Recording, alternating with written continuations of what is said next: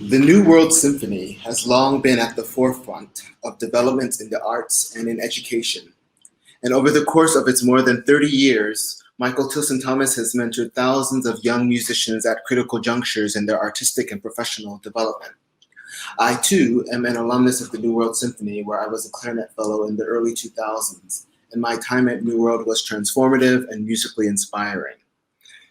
Concerts from the Library of Congress was very excited to bring a group of fellows to perform a program of chamber works this past January.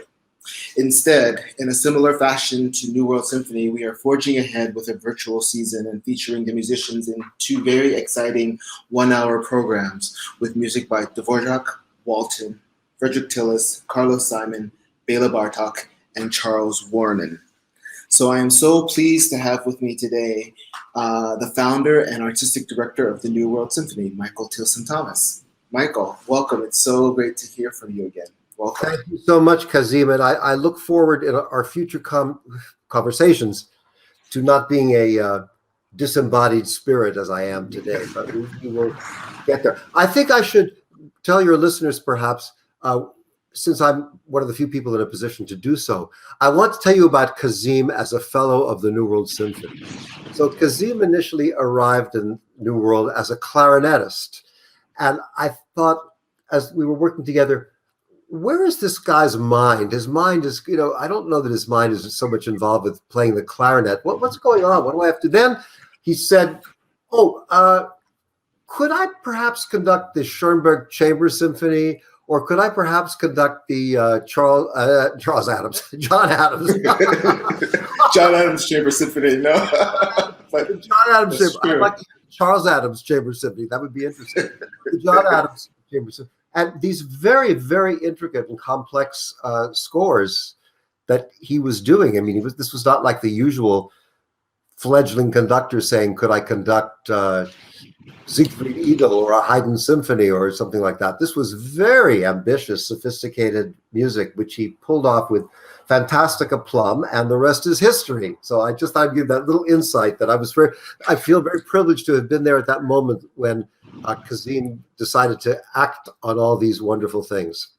So we're this chamber program, which as usual is quite varied. I mean, we're so lucky to have as our sort of director of chamber music programs at New World, Michael Linville, who is a very sophisticated musician. He's himself a phenomenal pianist and harp player and percussionist and has a real perspective in music. And when he took over the chamber series, one of the missions I gave him was to expand this beyond the usual string quartet, piano quintet, occasionally maybe a clarinet quintet, but everything very string-based into something which would have considerably greater variety of combinations, and he's done that phenomenally. No, that's very true. I mean, it's a very dynamic program, and it starts off with a traditional piano trio from the American composer Carlos Simon, and it's basically a program of trios. There's also the Bartok Sonata for two pianos and percussion, and the Warren and Horn trio. And to me, both you and I have, especially you, have a tremendous experience with Warren's music, and to me, Warren's horn trio holds its own to the other great horn trios when I think of the horn trios of Brahms and of Ligeti. And to me, Warren is of course so completely original in its conception. You had a long working relationship with Charles Warren and premiered one of his last orchestral works, Sudden Changes. And actually, the New World Symphony premiered his last work, the Second Percussion Symphony. How were you introduced to Warren, and what drew you to his music, and what do you enjoy about it? I first met him in Los Angeles. I would have been about 18, I would think, something like that, 18 or 19. And I was playing in a large chamber ensemble, the Monday Evening Concert Series was organizing there. And he and Harvey Sahlberger were visiting LA doing their music, which at that time was considered very, very difficult, borderline comprehensible. And he was conducting his concerto for 10 instruments or chamber concerto. I can't remember what it was called. I was playing celeste in the ensemble. And there was Charles, and he was very clear. He made this music, which none of us had really comprehended before, make sense. And even from time to time, he injected a certain element of humor, which not everyone grasped. Like we were in the middle of working on the piece and said, "Oh yes, and now," he said, it was kind of clenched teeth in the way he spoke.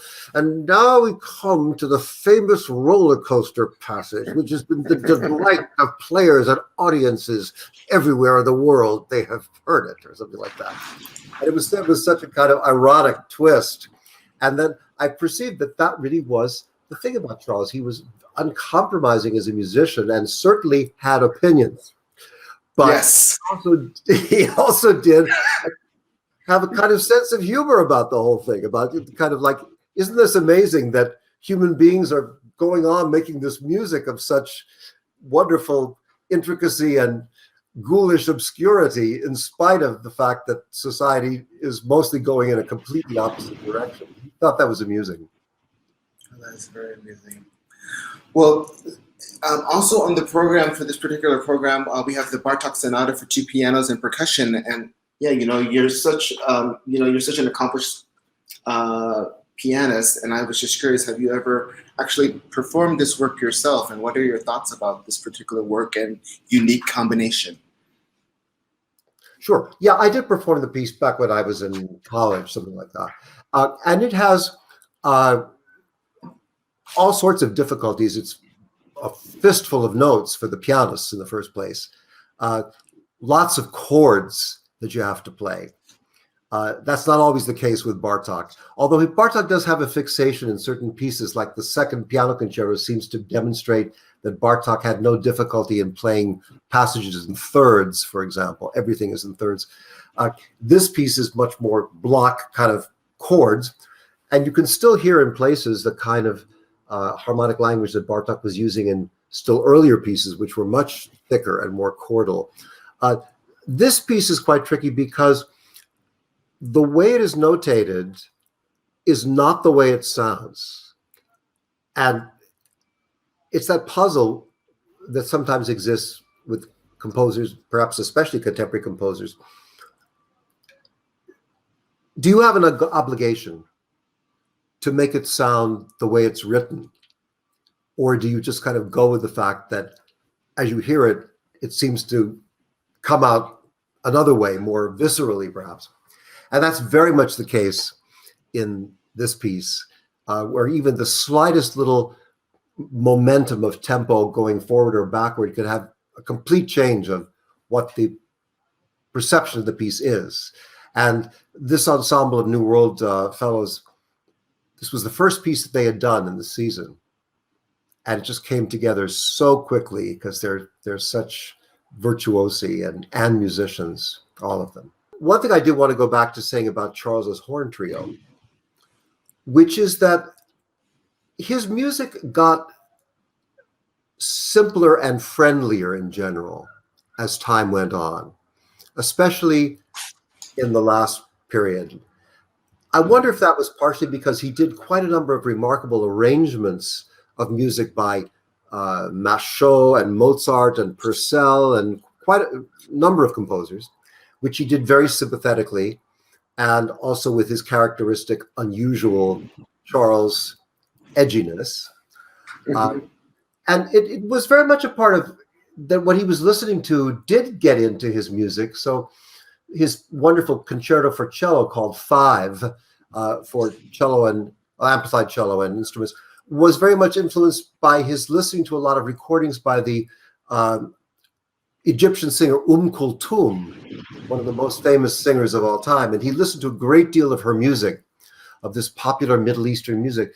And you could actually hear it in the kind of melismas that he writes in the cello part. And I'm not quite sure, maybe you know better than I exactly what the influence is in the horn trio, but it certainly has very beautiful lyrical and tonal passages in it that all work in terms of his still very patrician idea of what composing was about.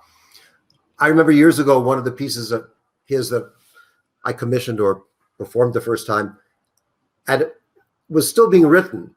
In fact, he hadn't even begun writing it. And I said, well, Charles, can you tell me anything about the piece. And he said, well, yes, the first movement is 18 minutes and 15 seconds long.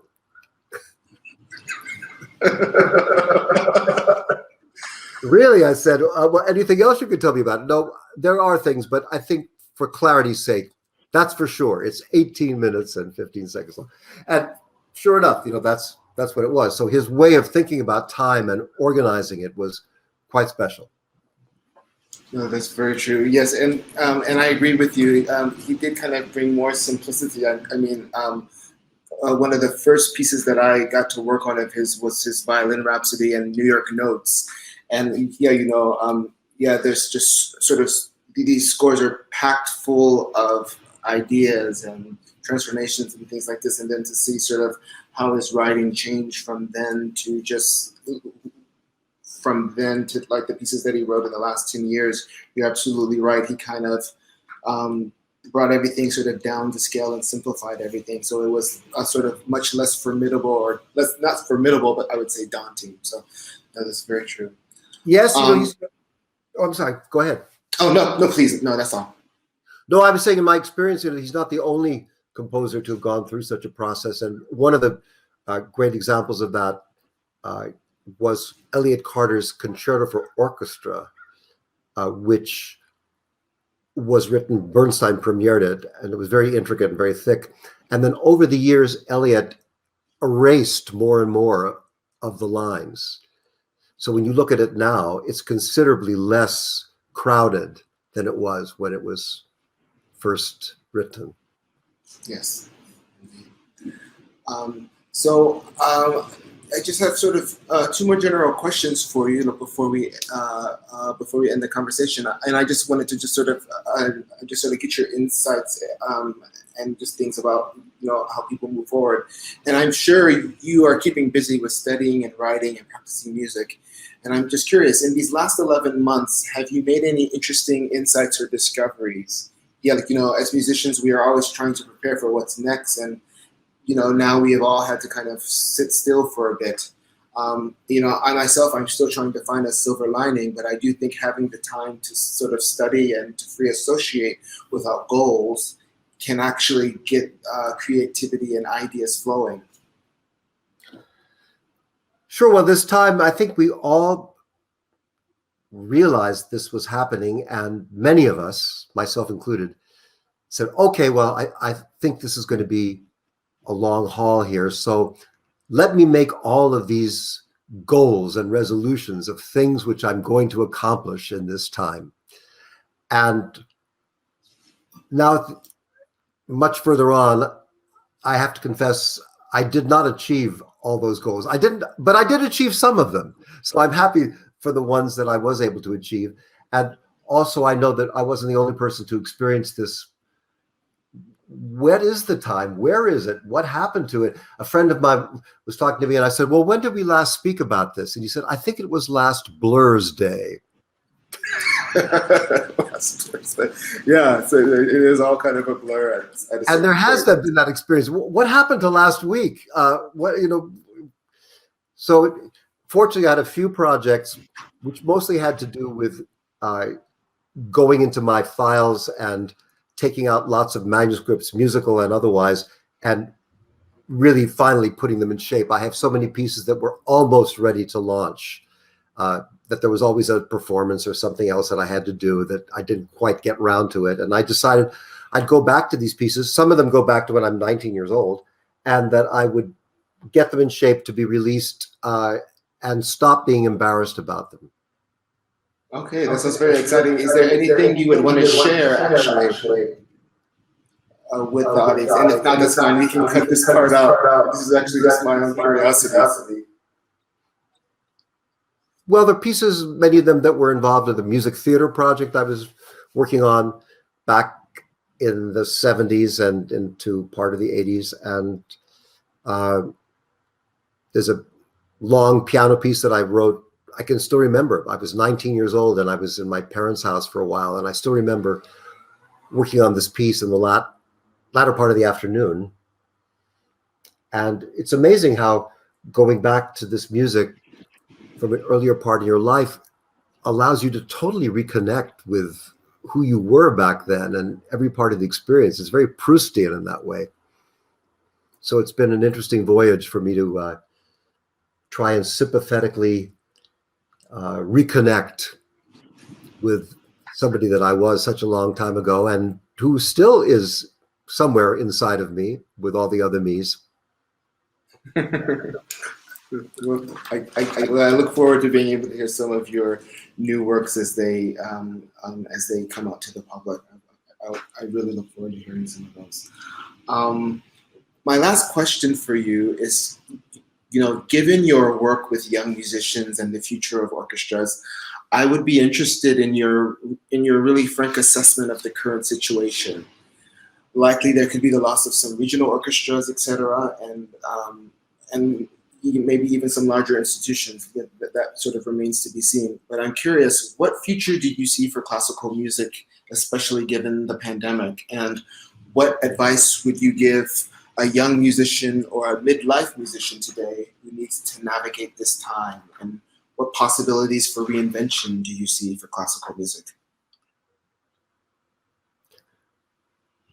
Well, there are many, many people doing all manner of inventive things in the means at their disposal, online, but also in little gatherings of people in permissible situations, wherever they are. And a lot of people are quite enthusiastic about these new forms of music communication. And not only the people who are doing them, people who are experiencing them are very happy to feel that there is this contact with them. Somebody's reaching out to them with beautiful music or exciting music or attention-grabbing music of whatever kind it is.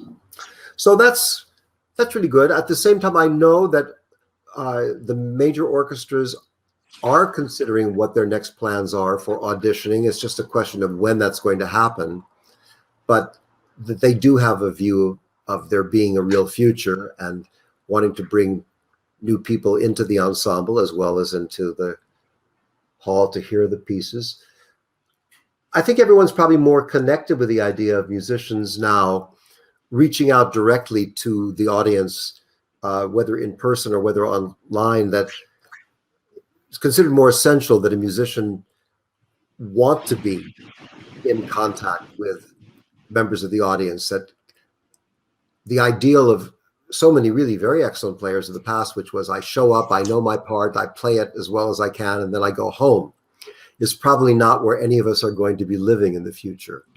That we're going to have more of a sense of connection with our society and groups and individuals within it in a sustaining way and in a way that includes them in our vision in ways that we never have before. And the experience that we're having during this challenging period is leading us in the direction of understanding how to do those things better, I hope.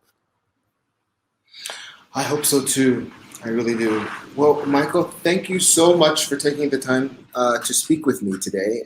It's been wonderful to hear your insights about the program, about music in general, and about all the composers in the program. And we look forward to hopefully having the New York Symphony Fellows live and in person at Coolidge Auditorium in Washington, D.C. at some point in the not too distant future. So thank you very much for taking the time to speak with us. Thank you so much for the invite, Kazim, and bravo to everything you're doing. Goodbye.